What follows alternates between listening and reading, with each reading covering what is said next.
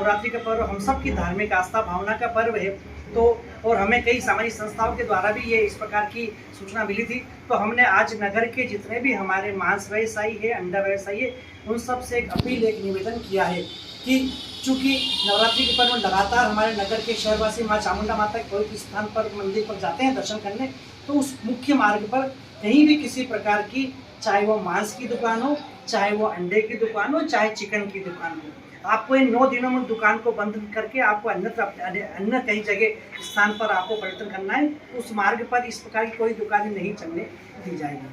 साथ ही एक निवेदन और भी मैं करना चाहता हूँ, क्योंकि मछली मार्केट हमारा, मछली मार्केट को भी हम बंद करेंगे निश्चित ही, क्योंकि लगातार ये हमारी आस्था से जुड़ा हुआ प्रश्न है। तो जितने भी दुकान व्यवसायी हैं, मैं उन सबसे निवेदन करना चाहूँगा कि प्लीज़ कृपया धर्म आस्था के भावना के साथ साथ आप सब लोग 9 दिन के लिए हम आपको इस सूचना पत्र के माध्यम से सूचना कर रहे हैं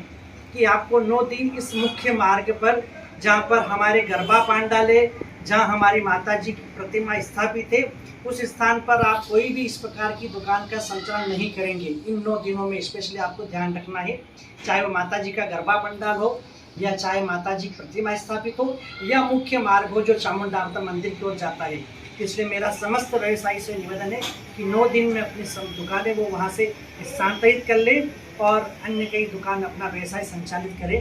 निश्चित ही हम सबके लिए बड़ा प्रसन्नता का विषय है कि नवरात्रि के